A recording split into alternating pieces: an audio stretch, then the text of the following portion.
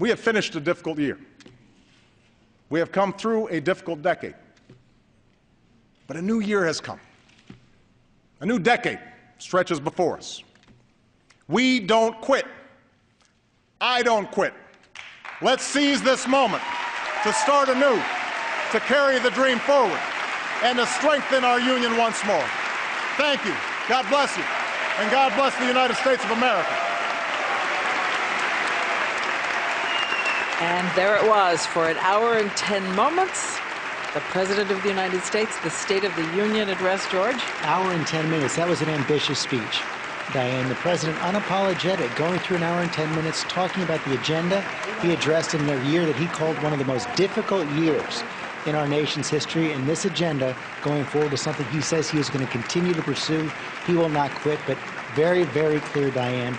Priority number one, jobs. Top priority in 2010, he wants a jobs bill passed. And he said, I want it on my desk right away. He was challenging Republicans all along the way. Let us bring in George Will, Donna Brazil, John Meacham, who's the editor of Newsweek and a historian. George, start us off with a quick take.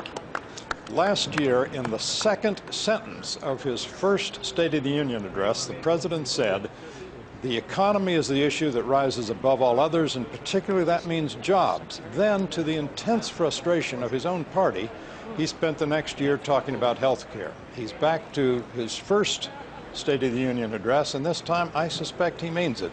It will be a jobs-creating agenda more than a health care passing agenda. And Donna, it was something 31 minutes into the speech before he got to health care. That's right, George. Right now, the president is worried about creating jobs that will help lift up Main Street. He intends to target more resources to those communities in need and to help Americans by providing small businesses with a lifeline so that they can extend jobs where people live and work each and every day. John Meacham, you're a presidential historian. Put this in some context. What I saw there is the president not being contrite like Bill Clinton in 1995, much more defiant, more like Ronald Reagan in 1983. There was a lot of Reagan here, but presidents come to this chamber to declare war, to celebrate peace, and to hit the reset button. And Obama hit it hard. He hit it with a feisty presentation, but there were at least 3 moments where he expressed explicit humility. I know that people aren't sure I can deliver this change. I take my share of the blame for not explaining health care.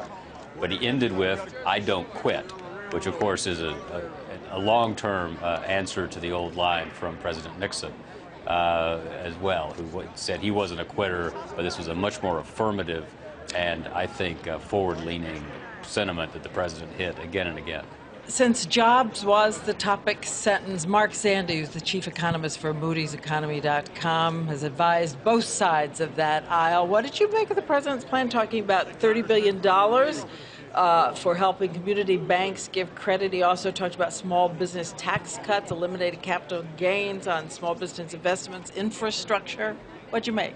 Well, I think he's got the right focus. It is small business. I mean, here's a really important statistic. If you look at businesses that employ fewer than 100 employees, they account for more than half of all the jobs in the country. And they can't get credit.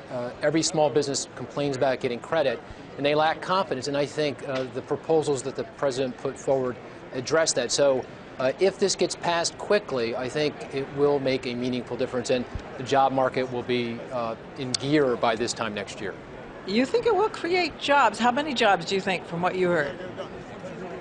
Well, if you just take this package by itself and you combine it with some of the other things we're talking about, unemployment insurance and perhaps some help to state and local government, I think it could make about 1 million job difference by this time next year. So a meaningful difference. And let me say, the president is right. The stimulus package that was passed last year is a plus. The economy would be in a measurably worse place today without it.